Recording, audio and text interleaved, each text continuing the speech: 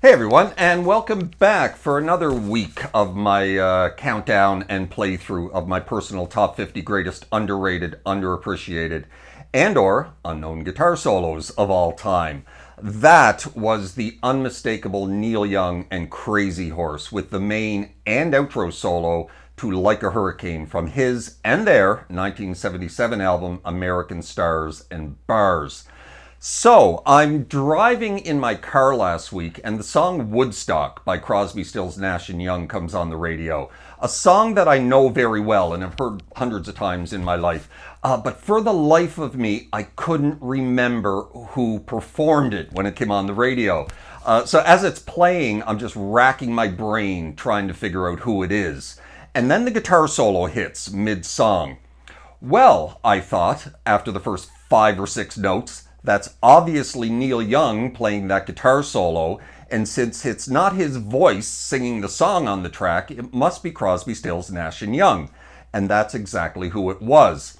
I picked out a Neil Young guitar solo from about the first 5 or 6 notes, and that pretty much sums up Neil Young's soloing style. You hear it, you know it's him.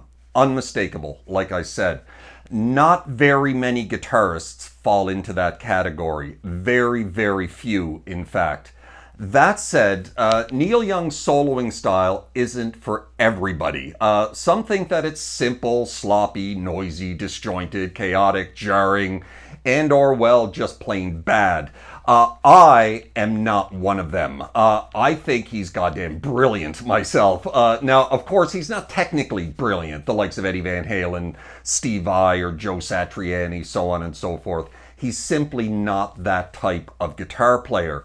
But no one, and I mean no one, wrestles a note out of a guitar and plays with such fire, passion, fury, and emotion as does Neil Young. And that's what I love about his playing. It makes me feel something.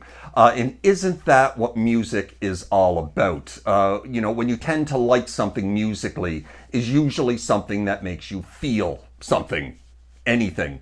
Now, I love to shred on the guitar, and I love technical guitar playing, both from a player standpoint and from a fan standpoint. I can appreciate a technical master like John Petrucci or Yngwie Malmsteen and the like. And hell, I love playing that stuff as well. But in the grand scheme of things, it doesn't make me feel much other than, wow, that guy's an amazing guitar player. And sometimes that's enough. But not always. However, Neil's playing is like primitive lizard brain type of guitar playing. It comes from somewhere else entirely and affects me in a totally different way than the technical players do. And Neil knows this. He knows that he's not technically proficient, and he doesn't care. He plays the guitar the way he sings, with passion, heart, and a complete disregard for perfection. And I like that a lot. And so do a heck of a lot of other people. And then there are those that don't get it. And that's fine.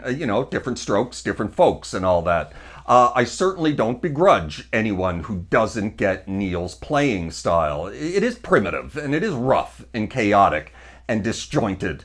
But it's played with a passion and a fire brought to the guitar, the likes that few others bring to it. It's Neil. It's his own style. Difficult to copy and very difficult to replicate, but I gave it a shot. He also has an electric guitar tone that is simple but devastatingly heavy, despite not being a heavy metal type of guitar player. He takes distortion just to another level in his playing, sometimes into the realms of noise. And it's bloody awesome. These solos to Like a Hurricane are generally considered two of his best. Cortez the Killer, Down by the River, Powderfinger are amongst a few of the other greats of his, but Like a Hurricane and Cortez the Killer will show up at the top of most lists. A wise man once said that on Like a Hurricane, Neil Young plays the second greatest guitar solo of all time, and then he sings for a little bit, and then he plays the greatest guitar solo of all time. And I thought that was a fun take on these two solos. Do I think that it's the greatest guitar solo of all time? No, of course not. Not even the second greatest. But they are great, make no mistake, and certainly worthy of a spot on my list of the greatest underrated solos here at number 36. Now, the first solo in this, Like a Hurricane, is a great bit less chaotic and random than the second outro solo. So I did my best to put that one together note for note. Not an easy feat, picking that one apart by ear, let me tell you. But I think I got it pretty close, and I'm going to attempt a tutorial for this one in the coming days, and we will see if it's teachable, because it's damn hard to play.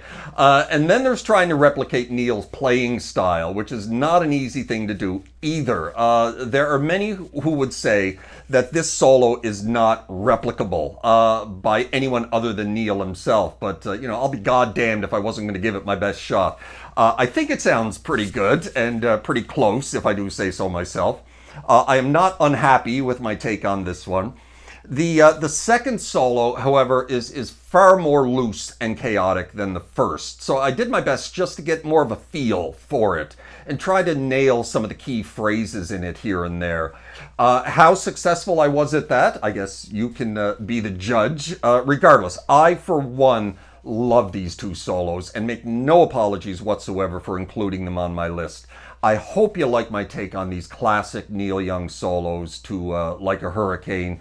And that's all I got to say about that one. I hope you're well in your little guitar corner of the world this week, and we'll see you next time. Keep an eye out for the tutorial for this one in the next week or two if you want to try and figure this one out and play it yourself. Please give me a subscribe if you haven't already, and also please hit that notification bell somewhere there so you'll know when I post something new. Take care of yourselves. We'll see you next time. Cheers.